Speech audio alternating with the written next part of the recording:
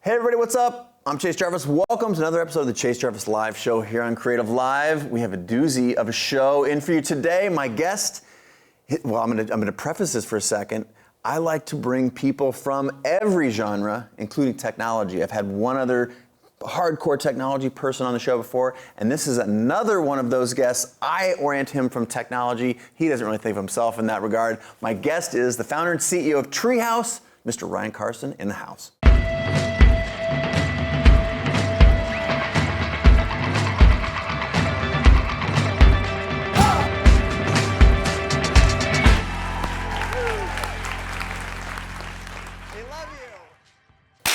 Good to be here. Welcome to be on the show. I'm excited. Good to hang. This has been a long time coming.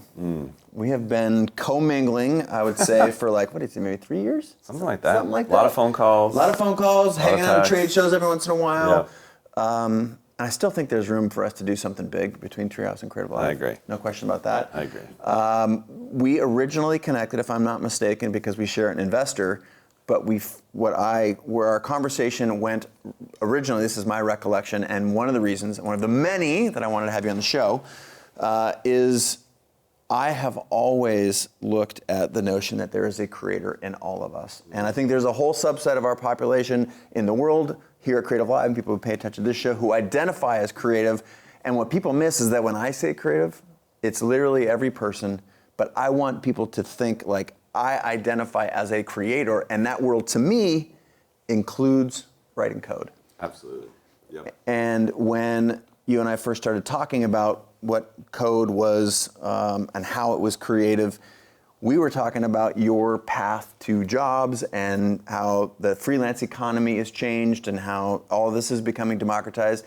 This is all me telling you what I think, though. Right. But I'm trying to sort of get to that place where you can recap one of our early conversations about how you think about this whole sort of ecosystem. I think you were actually like, I don't really, it's all creative to me, and I don't think of myself as a coder or coding, but you tell the story. Yeah, we are really trying to empower people, period, to get amazing jobs that are creative. Yeah. You know, some of the most amazing developers and programmers I know actually identify as creative people. Mm-hmm. You know, they come from a musical background or an art background. So, I want everyone watching to know that, you know, they hear the word code and actually it's not at all science, it's not math, It's really nothing to do with computers or science. It's basically, it's just creativity.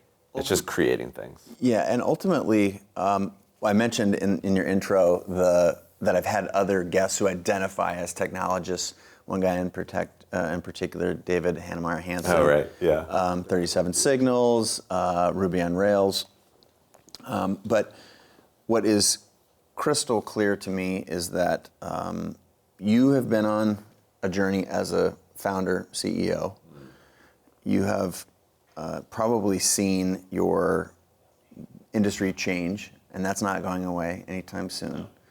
So in order for us to talk about time like right now, I need you to tell a little bit of a story from where you came, what's your background, and how did you end up at starting this tech company teaching people how to code? Yeah, it's been, sometimes it feels like it's been 10 lifetimes. Right. And sometimes you look great, by the way. You don't look like a founder. I feel really old. When my beard grows, man, it's great these days, right? I'm like, wow, okay. It's been an amazing journey because my life really is founded upon this idea that I really do want to help people. Like, I actually grew up in this really religious home. I love my mom and dad, kind of religious and kind of intense. Maybe that's your thing, maybe it's not. But you know, it was really drilled into me, help other people and serve people and like make their life better. So basically was going to do that. Actually, crazily, was going to be a pastor. Wow. Yeah. These are things I did not know. Yeah, I know. And you know, so there's a part of me that was going to go that whole route. And then I just fell in love with technology and creating and everything related to that. So decided to study computer science. And it was only because back in '96 you couldn't really do anything that you either chose computer science or, you know, something else like chemistry or I mean, it's like, I don't know, I'll do the thing with computers in it. So did that, and then graduated, and God bless my parents, they paid for my college degree, and they, put me into college, which now that I'm, older and wiser, I realize how privileged I am. Yeah. Like really, really thankful. Born white, middle class, America, Male. male in this time, in this place. Right. Everything about that meant I had all the cards and I could succeed. And I'm tremendously grateful for that. Thought I'm going to go into technology. And actually, I lived my whole life in Colorado.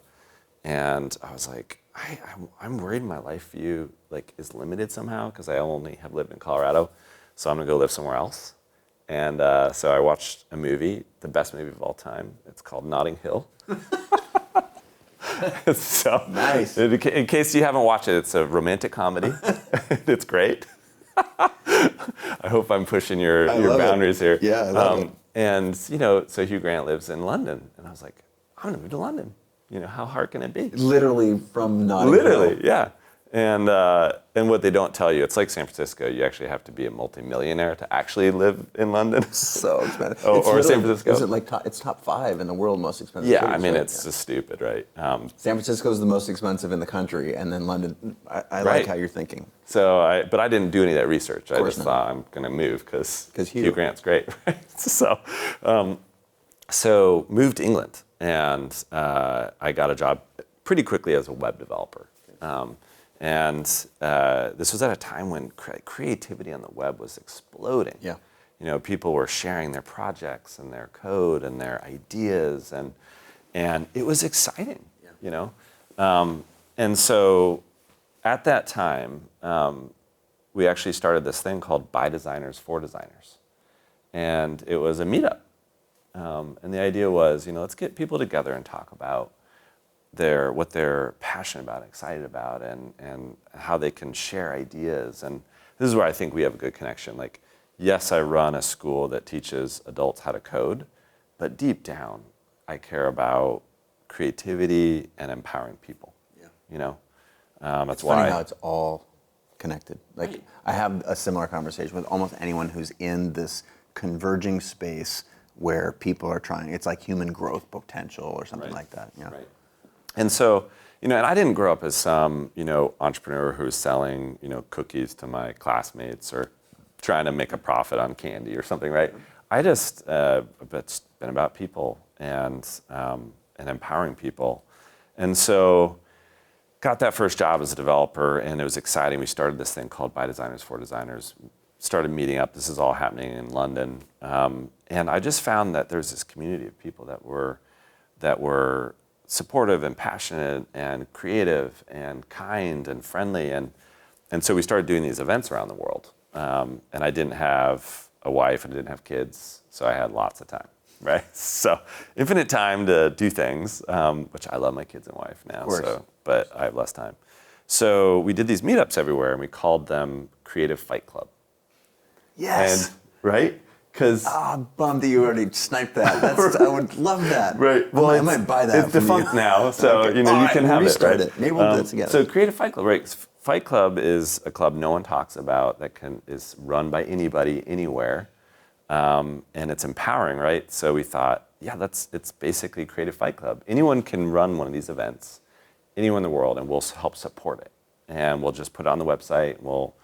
We'll do whatever we can. And so they sprung up everywhere. I think we did over 50 events in 8 different countries in 40 different cities. Wow. All the way from Milan to Chicago, to Buenos Aires.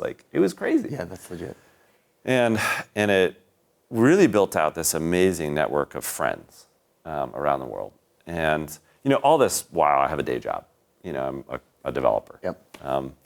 And so this kind of goes on for a while, and then I was going to move back to the States because I was like, England's great, but I'm American, I'm head back. And I met a girl. It's changed all that, right? So she walked into a coffee shop, and my life has never been the same. So got married, stayed in England, And then Is she Brit? She's a British. Got it. She's a British person. Yeah, I like to say she's a Brit, or she's a Briton. Right. Briton. Right. I never used to call her. She's a British woman. She's my wife. She's great. And settled down over there. And then what I realized is something is going on with coding and empowerment, and people can now make apps and they can turn it into a living, and something crazy is happening here. Yep. And it's cool that you had David on the show from Basecamp, because all their work that they did, empowering people to build apps and start companies, and it was just a petri dish of creativity. So I was kind of formed in that petri dish, really. I realized, I can build a web app because I learned how to code, and I work at a design company, so I understand a simple problem, which was you can't send large files, as stupid as that is. Yeah. This was a problem back in 2004. And so built a simple web app. And Jill and I had just got married, and at that time I thought, I'm gonna make some web apps. We're gonna turn this into a little company and see how it goes. But the thread that was weaving through my life, which was empowering people, encouraging people, it wasn't really met by building a startup that sends large files. It was like, wow, that's a need to understand, but I don't really care about this problem. And so built that and quit my job and tried to sell it. Did a terrible job selling it. So this is why until recently, didn't think I was good at sales. I called a couple of people and said, will you sign up for this thing? And they're like, no. I was like, I hate sales. Okay, I hate sales. Right. Oh, I never want to do that There's a real again. lesson embedded in here. We're going to cover this. We're going to go deep. So, and then that basically that thing slowly failed. I didn't know how to sell it. I didn't know how to market it. I just knew how to code it, and it slowly died. And when it did die, and I want to encourage anyone that happens to be watching this that thinks people have it all figured out, and they see their wins, believe they never had failures. There was a night when it was the most humbling night of my life. Basically, I had shown Jill all of these spreadsheets, that said, our sales are going to go up, and we're going to be, making millions of dollars, and it's going to be great. It's going to be like Basecamp, right? And it wasn't. And I remember there was one night when I just had to admit to myself, this thing isn't flying. And I had to go, turn off my machine. I was working in our attic on this old beige PC. It was terrible. I'm sorry. No, I don't even get it. And walked downstairs, and Jill was, she had already finished work, and so she was making dinner, and I was like, all those spreadsheets I showed you where we were gonna win and everything's gonna work, I don't think it's gonna happen. I think it's gonna fail. And all the pride I had to eat and all the, it was just humiliating. And she's like, it's cool. I can pay the rent, so we'll figure it out. And that's one of the reasons I love her. And at that moment, it was like, okay, let's reboot. And we had been doing that by designers for designers meetup.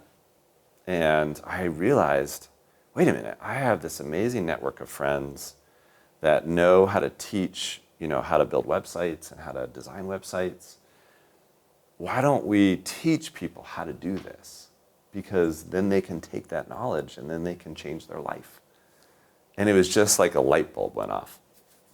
And so we thought, okay, let's just do one workshop thing where we have one person speak, and we try to sell 25 tickets, and let's see if we can turn this into a business.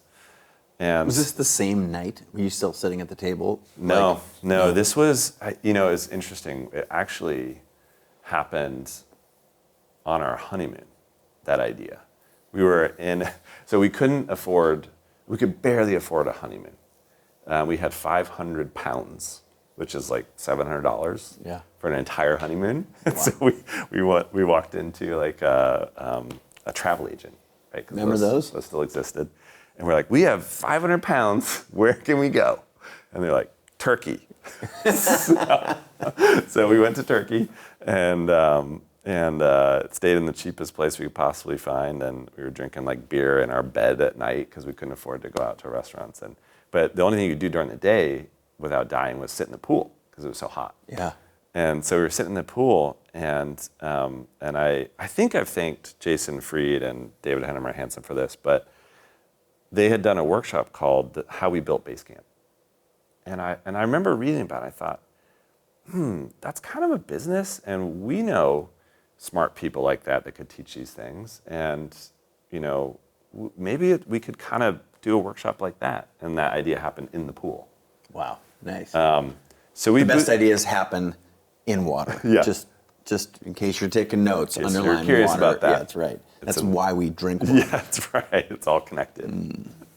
Deep thoughts from Chase.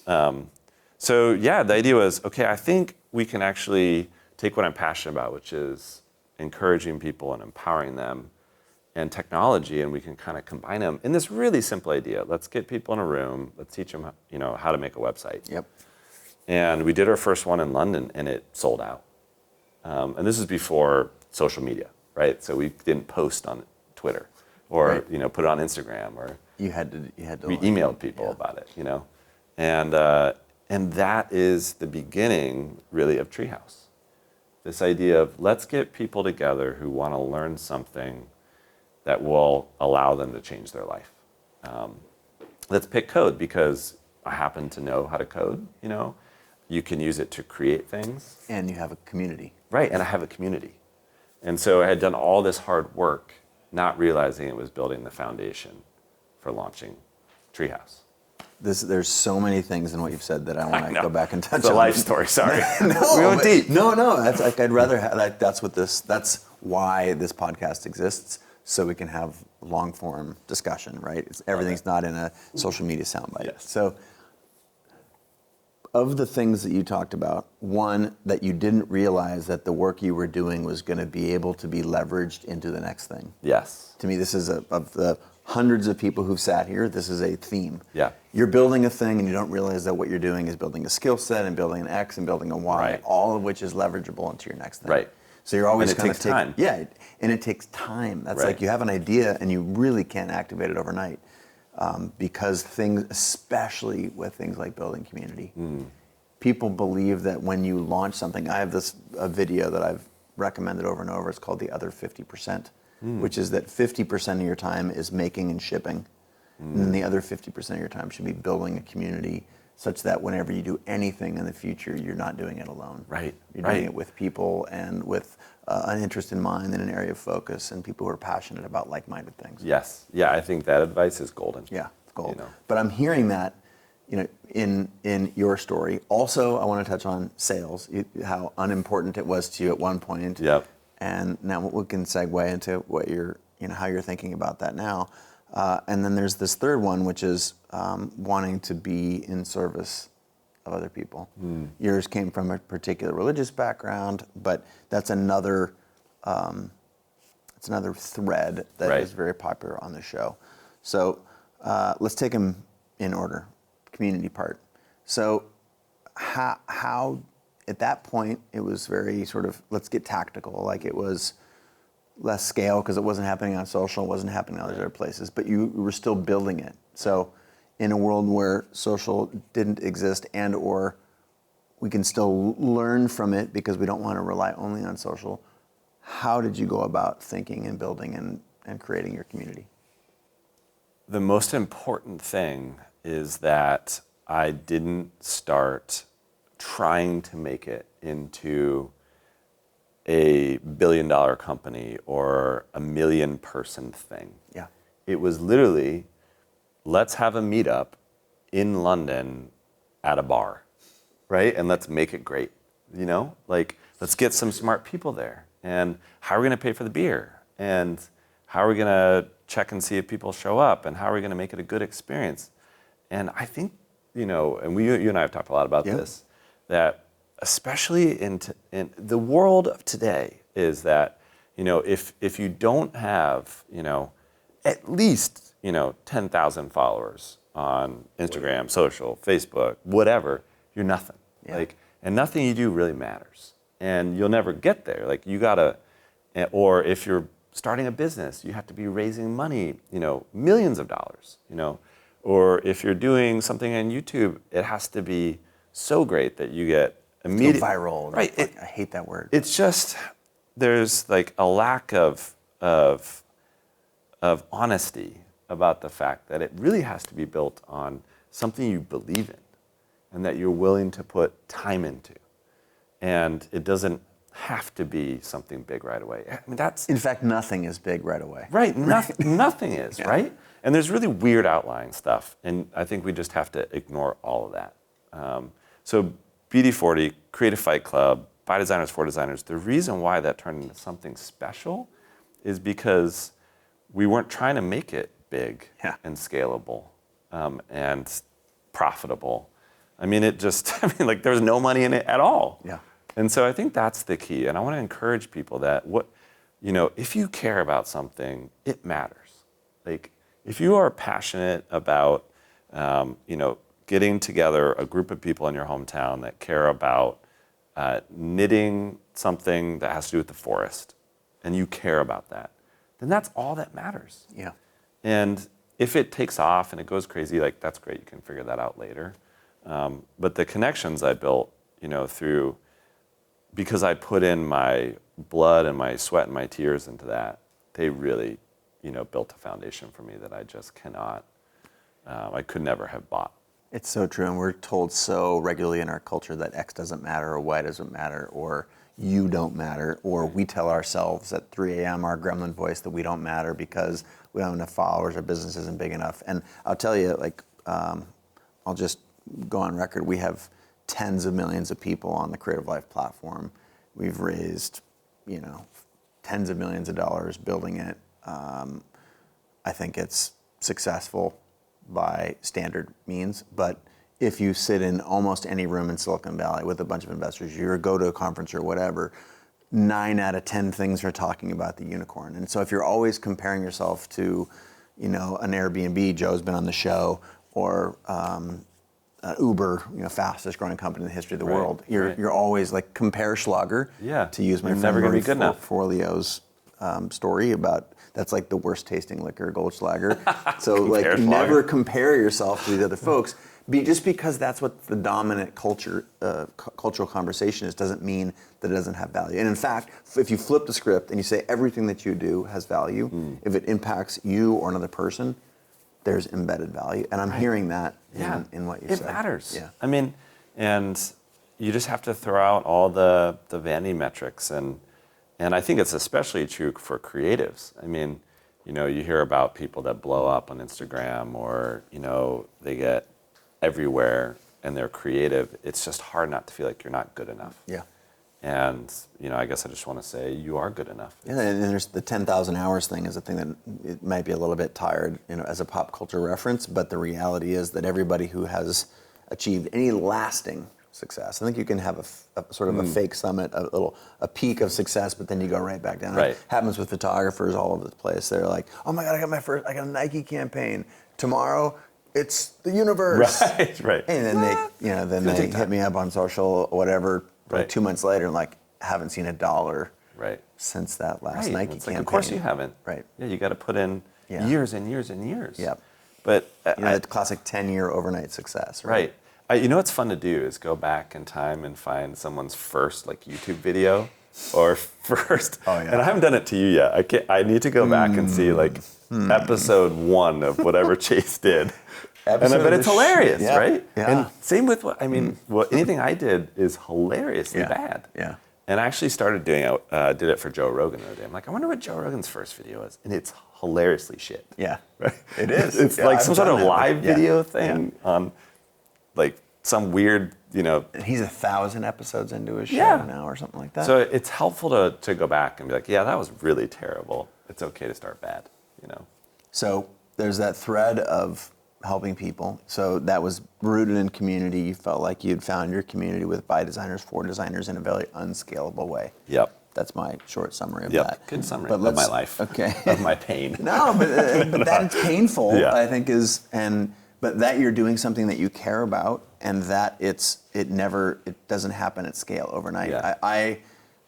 I'm going to reference a friend of mine's words called gold-plated grit, and my friend is Brene Brown, and she talks about people only talk about it was hard, and they'll tell a 2-second story about how hard it was, but then they'll go right back to but isn't everything awesome great now? Right. And I'm guilty of that, especially with respect to Creative Live, telling a story about how our first class had, it was super hard. It was in a small, gritty little warehouse in South Seattle. The room was, it was like, 12 by 18. Right. But our first class had 50,000 people. Right. Right. But we're great. But the reality is I'd spent 10 years right. going from, ASMP chapter to ASMP chapter, or making videos on YouTube that were seen by 1,000 people. Right. Or honestly, it was before YouTube, called Google Video. Oh gosh, I remember answering that. people's questions. And there was 10 years of that. Right. Such that when we flipped the switch on Creative Live, there was an audience and a community that was waiting to receive it. So let me ask you a quick question about this, because I've been thinking about this. Okay. I feel like at a certain point, you feel like you really need to play this game where you do put an amazing spin on everything you do, because it does work. Sure, it's helpful. Right? Tell stories. And Sticky stories. But there's a part of me that just I struggle to do that, because there's a part of it that doesn't seem honest, But and so there's this. How do you deal with the fact that actually it is all pretty hard, and most of it doesn't work? Yeah. And then there's great stuff and it does work, and that's actually how you get investors, and that's how you make more money, and that's how you XYZ get the big deals. But actually, it isn't really true. I have a thought. My thought is that I tend to look at things through a lens of the universe happens for you, not to you. Oh, interesting. And so if the universe is happening for you, what is it that I can learn from this thing? And that's the story that I'm going to tell. Oh, yeah. That Not makes sense. necessarily like, was it awesome or did it suck? It's what lesson, because a lesson is pretty much always positive because it's a learning event. Right. That's a good, that makes sense. And so I've struggled with the same thing. Like, how do you be authentic? And how I talk about best camera, it was this iPhone app that I did. It was app of the year. I mean, there was however many hundreds and thousands of apps at the time, and it was, whatever, on everybody's top 10 list. Right. New York Times, Washington Post, Wired magazine kicked off, in part, the global photo sharing craze. And yet, when I was, offered to have that company purchased, I said no. And then there's a long diatribe. But how is that maybe one of the most awesome things that's ever happened to me? And it's easy for me to say it was app of the year and bootstrapped and had millions of downloads, and it was Phil Schiller's favorite app, and et cetera. Right. But in reality, it didn't work. It didn't work. Right. That's interesting. And by every sort of financial metric, it would be a failure. Right. SERP made millions of dollars, but then went nowhere. Right. So like I never had to pay money. Right. But it was Instagram a year and a half before Instagram. Right. So the lesson that you draw from that, right? Yeah. So how is and yes, I frame that when I'm having a conversation with someone as like, and I made this app. It was app of the year. Right.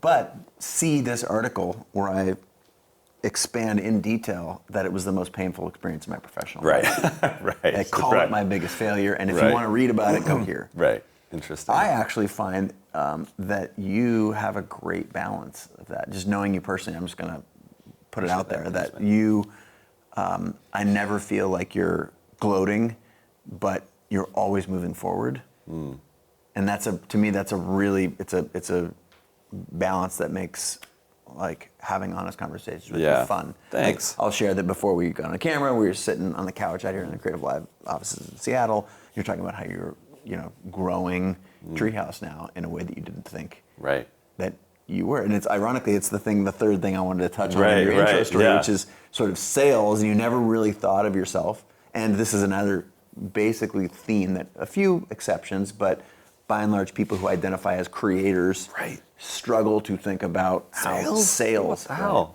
Yeah. So, but in our very honest conversation before we got on camera here, which we stopped that conversation so that we could continue. We're getting into good stuff now. We can stop talking. But like I know this is a big jump from doing by designers for designers and starting your first small workshop teaching people how to code, and now you're 10 years in, 8 years in, 8 years in. 8 years in, yep.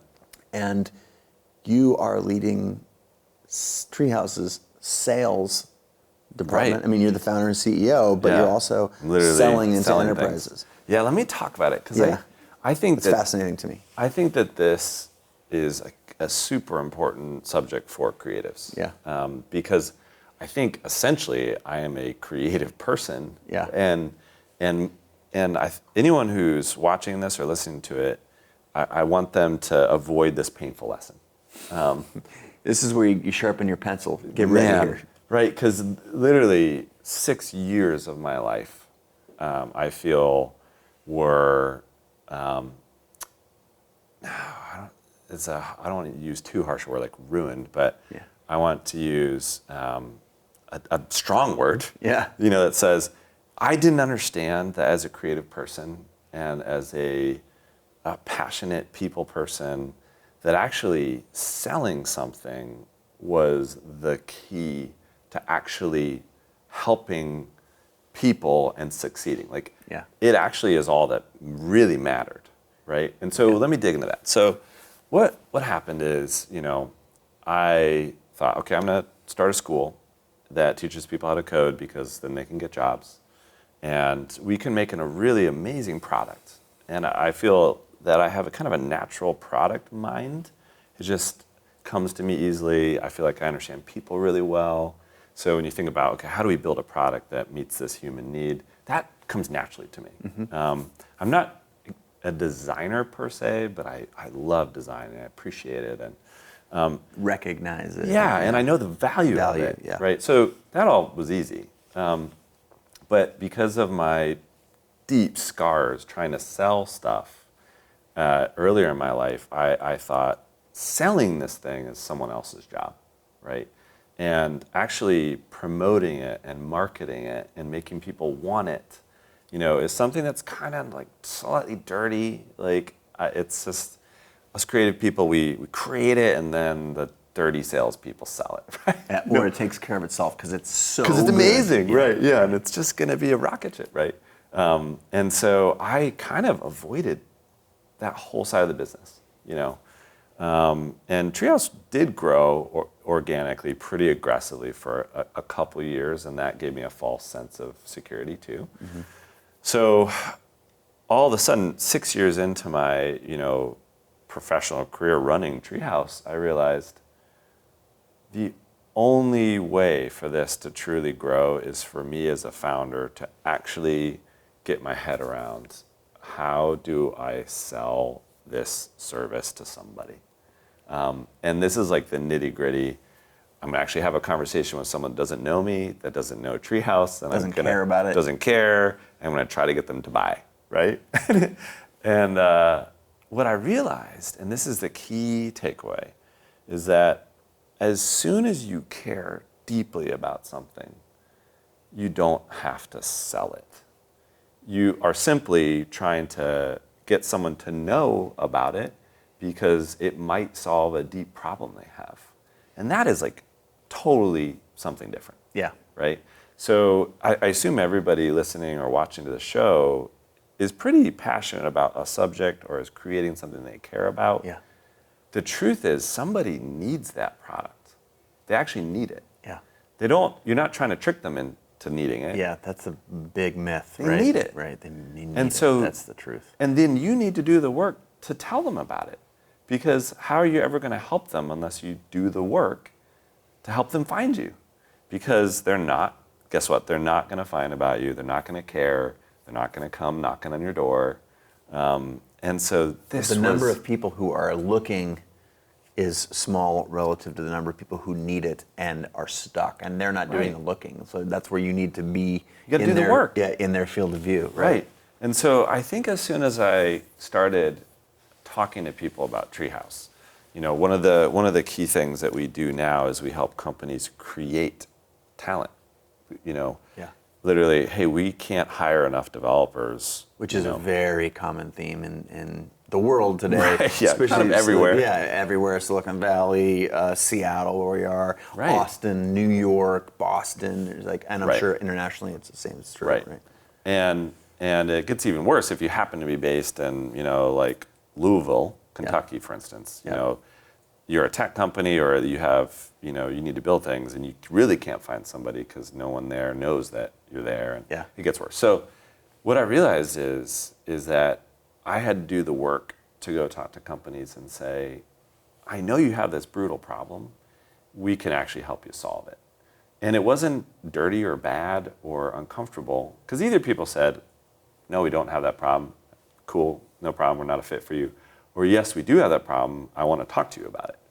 And because I'm selling something that I truly believe in, it's nothing like what we think is sales or marketing.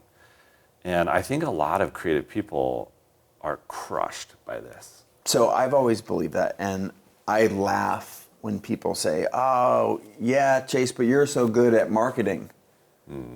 Yeah, you're a great photographer, or yeah, creative live, good business idea, but you're so great at marketing. And I'm like, no. What I'm great at is figuring out what I care about. Yes. And I think the people that know you actually know you're not bombastic or arrogant, or, I was just watching you actually interact with your staff. Oh. And it was interesting. Ooh. Because you're not arrogant at all. You actually kind of stand kind of like a bit hunchy. Like a bit kind of, like, Hunchy. Hey, everybody. If you ever want a personality test, you can go see Ryan Carson. I mean, and what's interesting about that is you're not at all like some, brazen marketer. People don't usually use the word slick. It's Right.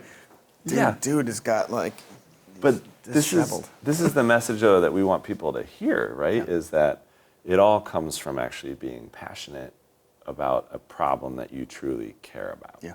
Right. And I'm not religious anymore, but it ultimately was rooted in this deep desire to help people. Yeah. And it just happens you can actually help someone if you teach them how to code, because they can get this high-paying job. For sure. Right. And therefore, if I learn how to find people that have the problem that I'm trying to solve, and I've learned how to talk to, and part of this is anyone who's watching or listening to this, they may have to sell to a business, because Treehouse primarily helps businesses create talent. So I'm actually going into folks at work, trying to get them to care about Treehouse. They're busy. It's definitely a hard kind of marketing and sales versus a consumer kind of play, and they're both hard. But I don't want people to think that this is only Selling to a human. Or an individual. It's to a business, For right? sure. As a photographer, I was you're selling into commercial photography. Right. So Google or Apple or Samsung or Nike. They hire a photographer. You have to sell them to Nike. Right. And which sounds terrible, right?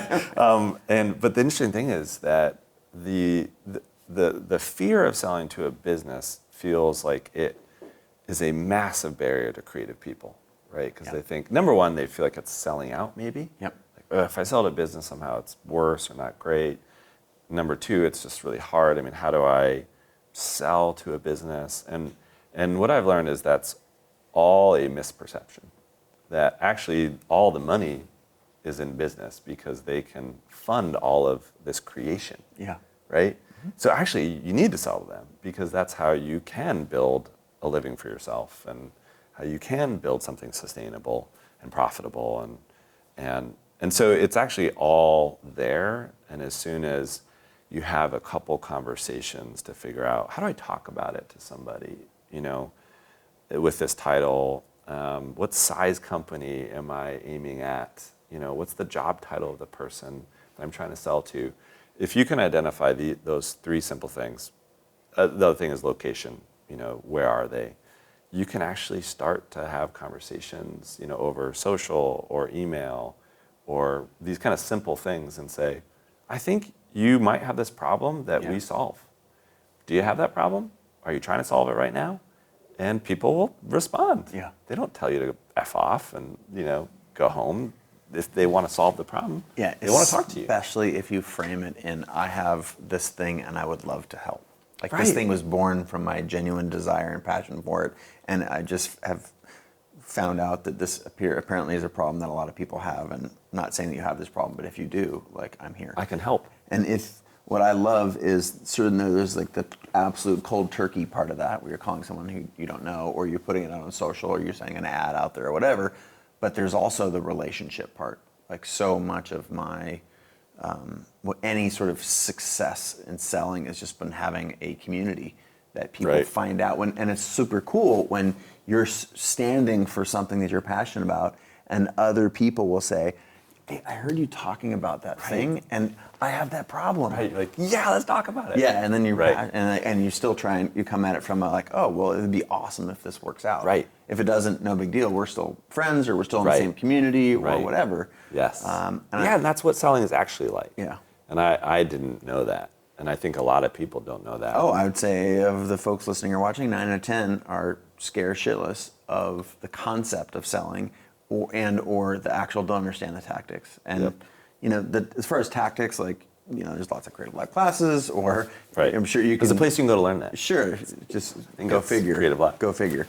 But I think the concept is the major hurdle. Yeah. Like it feels dirty. I feel gross or scared, or rejection is horrible, or Right. and all those things are true. Are true. Right. But if you've I love this. If you take Ryan Carson's advice here and reorient towards your sharing what you're passionate about, Right. and you solve a particular problem, and this person either has that problem or they don't. Right. How simple is that? It is. And actually, the process is pretty simple. And I was talking to you on the couch about Yeah. this. Actually, sales is not complex. It's simple. It's hard, but it's simple. And the thing I did first, because I don't want people listening or watching to think, well, that's great, but like, how do you actually do it? Yeah. Right? And all I did was I started off with a couple people that I already had a connection with.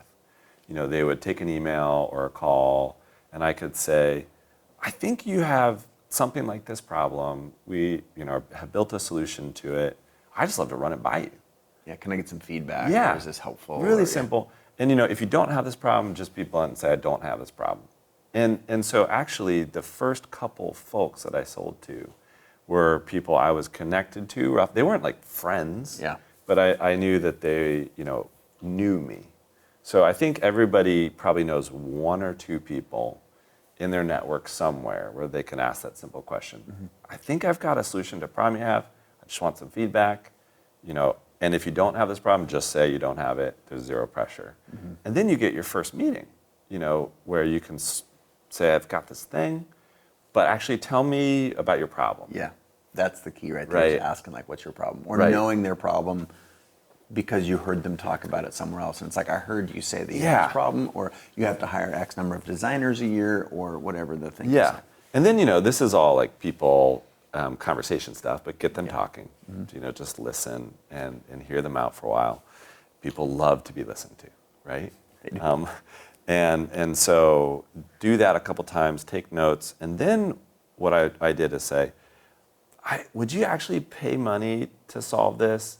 And we're going to eventually charge a bunch of money to do this, but theoretically, would you actually pay $1,000 for this? And then you're asking like the actual, hey, is this actually something you would pay to solve? If not, then I don't want to waste your time. I don't waste my time. And so we kind of get into those like dirty questions only because they're truthful and honest. Yeah. Is this actually something that you want to solve? And so I think that process, fast forward now a year, I've been selling. Now we're talking about, a lot of money is being produced by our sales team, and it's all because we started with this simple little process by me who didn't know how to sell. Shifting gears. That's been about sales and the creator and all of us feeling cringeworthy and I want to talk about two different things. One in particular is finding the thing. Most of the people that I know who haven't found the success that they expected for themselves or have not yet sort of reached that thing, I find it's largely because they're focused on the wrong thing. And the thing that I want them to focus on is how to find your thing, the thing that you love. Right. So that's thing one I want to talk about. And then thing two is a bunch of single one-liner questions about you personally. Cool. So we're going to save that. Do it. Nope, that's B. Thing A Nope. is, how did you figure out that this was the thing, that this was your calling? I know we heard a little bit of the backstory, but how did you know? Yeah. Or did you not, and then you're like, you just started doing, and then you feel like, oh my gosh, I totally love this. So I call it my why. And I only discovered it when I was 32. And So for all you 24-year-olds out there, right, you have a long way to go, and that's okay. yeah. And even when I was 32, it wasn't clear to me that it was exactly my why. It feels like a dream, like there's something here, but it wasn't a lightning bolt. And the way it happened for me is I realized, so I've run 4 companies. Two have, one failed, sold one, kind of fire sale style, and then I sold another, and then Treehouse. And it's not until Treehouse that I actually truly believe in what I'm doing. Yeah, this is the thing that I'm This is supposed the to be thing. doing. Yeah. Yeah, and I often say, this is the company I want on my gravestone. Yeah. So how and why? And I think the answer is, it's okay that it was a windy path, and it was not clear that there was an end point, right? And so only in hindsight can I look back and say, oh gosh, there was a path. And it started by me admitting, this whole sending large files thing, this company, I don't give a shit about this. Right. What am I doing? Not an emotional pain point. Yeah, I'm probably helping people send porn, right? I mean, this is madness, right? And I don't care about it, and so I need to move closer to something that I care about. But it was, it was clumsy. It was, okay, let's do a workshop where we teach people how to do PHP, right? Like, what? PHP? Right. Yeah. I mean, and that was okay. And then the thing that worked is we did that first workshop that I talked about, and afterwards, people came up to me and they were smiling, and they said, "That was amazing. Thank you." And I was like, "Thank me? You just paid me like 500 quid. Like, I don't get it." And they're like, "That was an amazing day.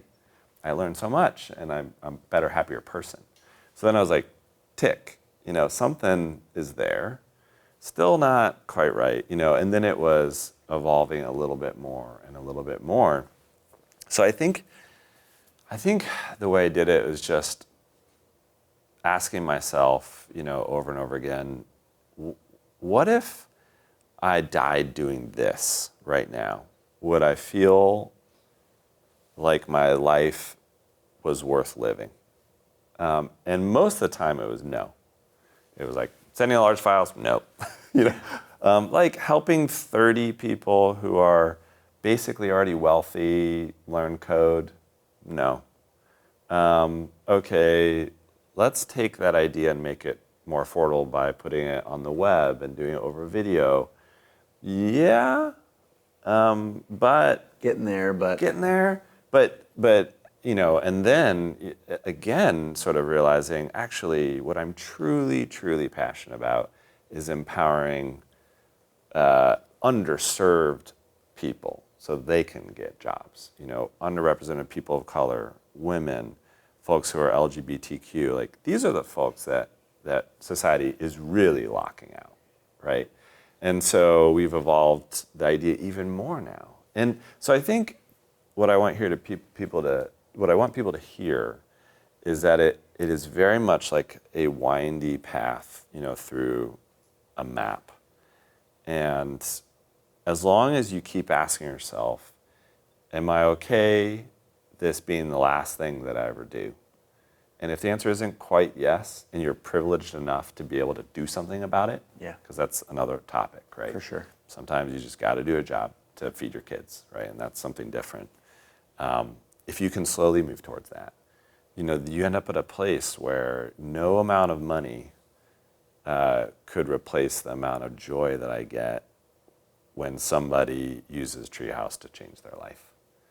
And now I get up at 4:30 every morning, I'm driven like a crazy person, But it's weird how that unlock happens when Right. you're doing the thing. Yeah, doing the thing unlocked this crazy person who, you'd have to kill me to get me to stop.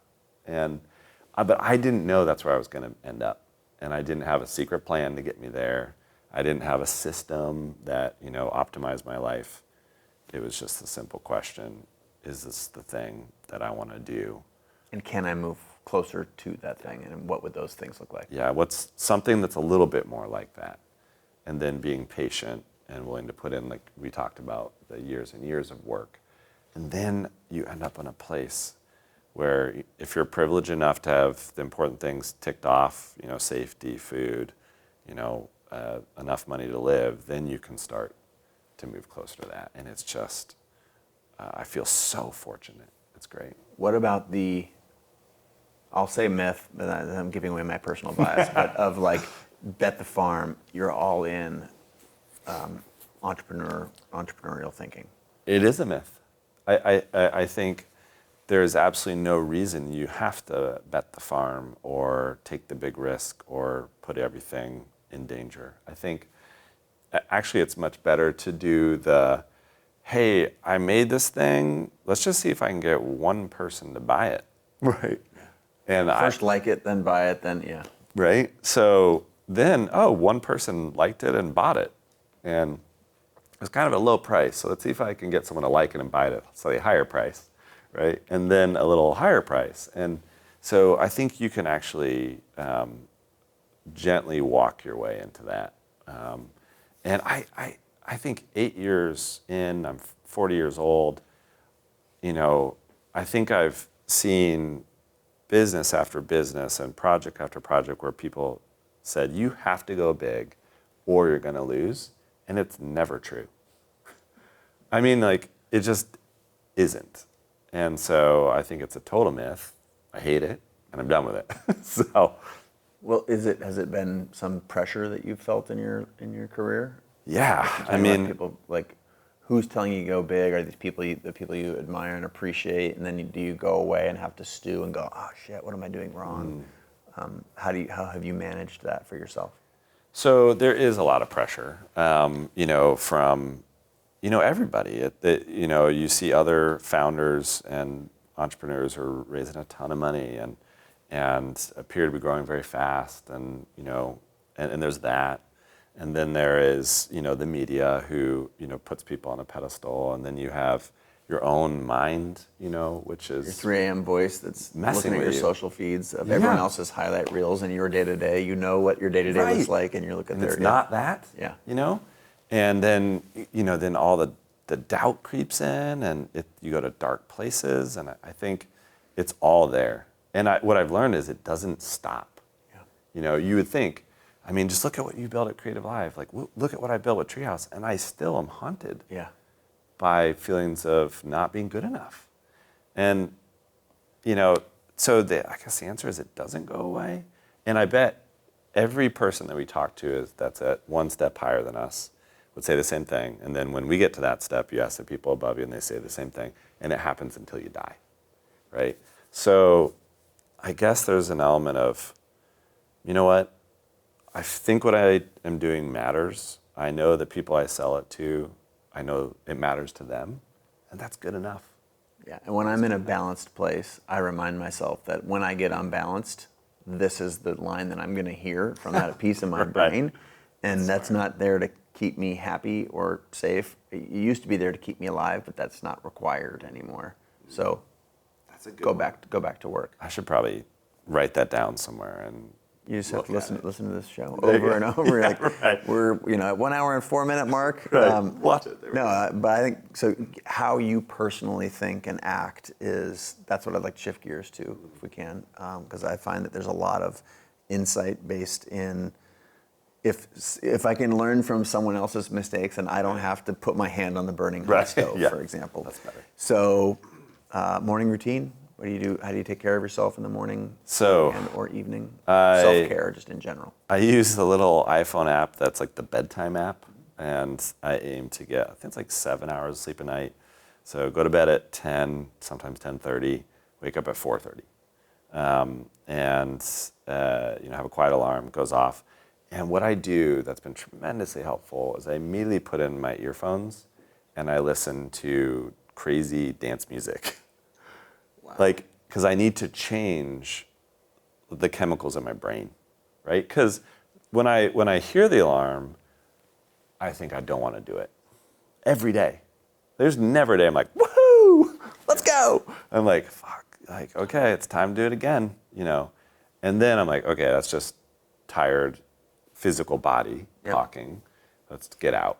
And then I listen to, like just hilarious dance music, right?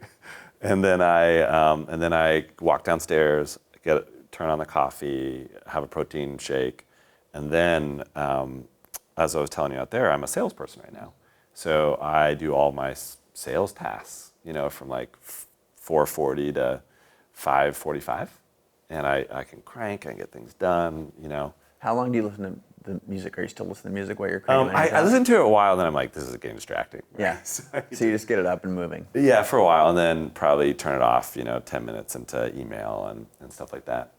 And then I work out down in my basement from 5:45 to 6:30. And I've kept that really simple because I realize I don't have time to go to a gym. Yeah. And I don't want to do that. So I'm kind of training I do Spartan races. That's kind of my thing. Tough Mudder Spartan. Yeah. And I have one coming up, actually. I'm excited about it. So just do a bit of training. That was a big unlocker in my life, is getting physically fit. And I didn't realize how much energy it gives you and like how it changes your mind. And so I do that. But I'm not some crazy fitness person, I'm not like, I don't have 8% body fat, and I don't, not drink alcohol. Like, I'm kind of sort of normal. Healthy, Generally healthy. And then what I do is 6:30 hits, and I make a cup of coffee for my wife, and I take it up to her in bed, and then we sit and we talk for like 30 minutes. And that's been a big game changer too, just as sort of, let's just talk for a little bit. And the kids are crazy. They're like trying to like jump on my head, or they're fighting with each other. Right. It's never like perfect, but it's a good spot where we talk. The takeaway is you decide that you're going to have some time that's like connected time. Yeah, and it's like the Bible. I mean, it's like 6:30 to 7 is just hang out. So we do that, and sometimes it's boring. We talk about logistics. Okay, so wait, who's picking up, the kids? And we try not to do that, but that does happen.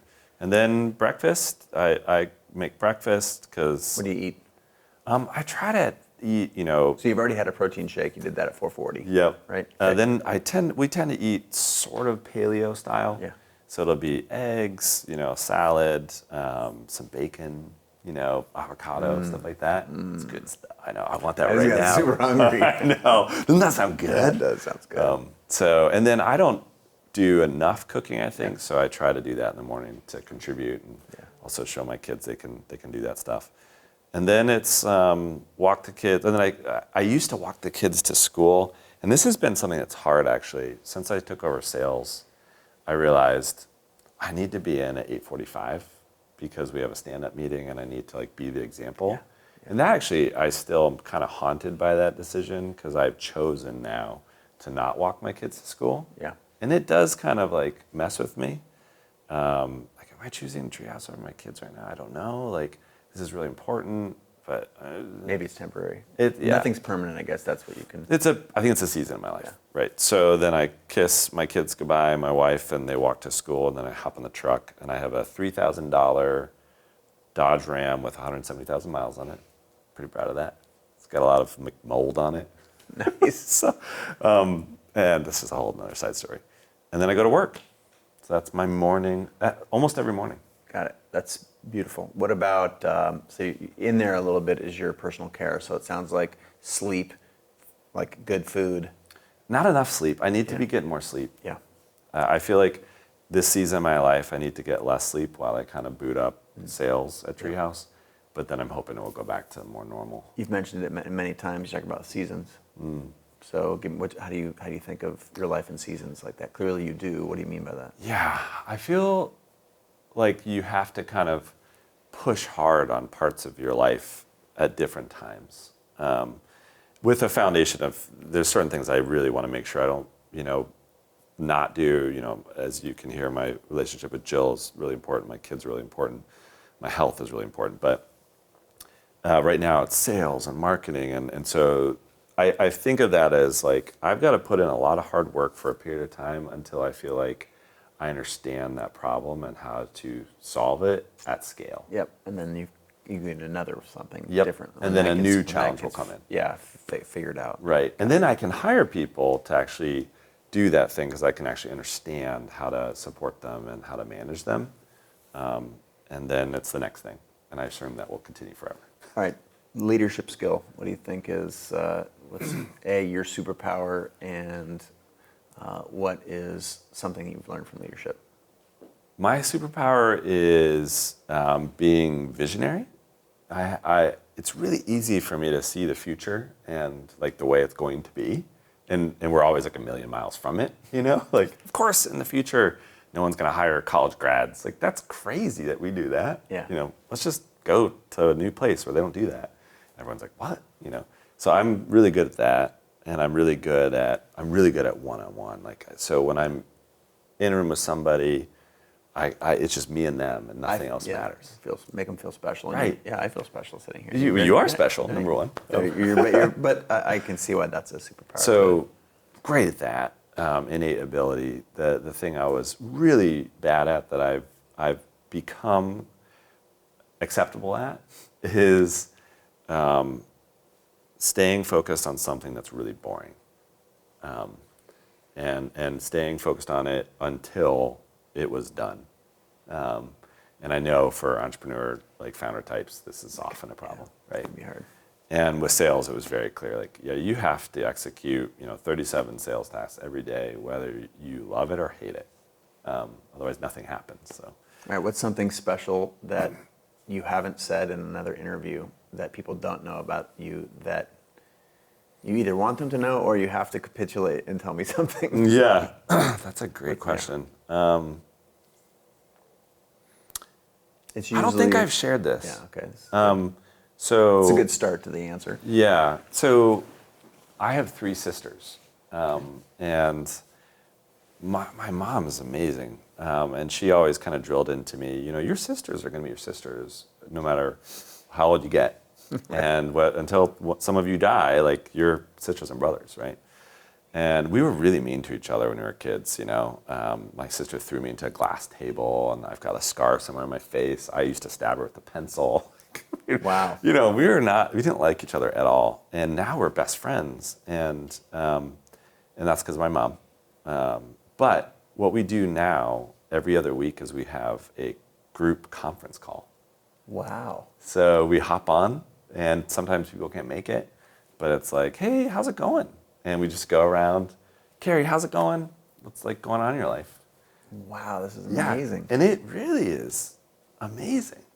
And it's got us so tight now that we actually do a yearly sibling like retreat where we don't invite our partners, like no kids, and we just go, and my sister has a cabin, and we stay, and we just talk about it. People are always crying. There's always, always some drama. Stuff. And so it's really helped us be like a close family. It's been pretty great. Wow. Crazy, huh? That is a super amazing. I have never heard that. It's either really weird or really cool. I've heard family board meeting. I don't remember who said that, but That it's sounds pretty not cool. fun. Yeah, it's a little bit more, but it's a little more formal. Right. All right, last question. You mentioned on your epitaph, or your tombstone or whatever, you started Treehouse. What, that is an acceptable answer, but how would you like to be remembered, both on this show and certainly in life? I'm hoping there's a correlation there. There is. I want to be remembered as someone who created a new path so someone could get a job that would change their life. That's what I want to die doing. Wow. That is, you can't top that. I'm working hard towards it. Super grateful to have you on the show. Thank you so much for making it happen. It's been fun. 3 years in the making. Not bad. Ryan Carson, how do they find you? You're at Ryan Carson on all the things. Pretty much everywhere. Ryan Carson on Twitter, Instagram. Carson with an O-N. Carson, yep, Carson. And Treehouse is Team Treehouse, right? It is, yeah. Just Google Treehouse. I'm pretty sure we're number one on everything. So we beat out the Treehouse building company. So I love it. Thanks for being on the show, bud. Really appreciate it. And for those of you tuning in, watching, listening, we'll probably, hopefully, be in your ears again tomorrow.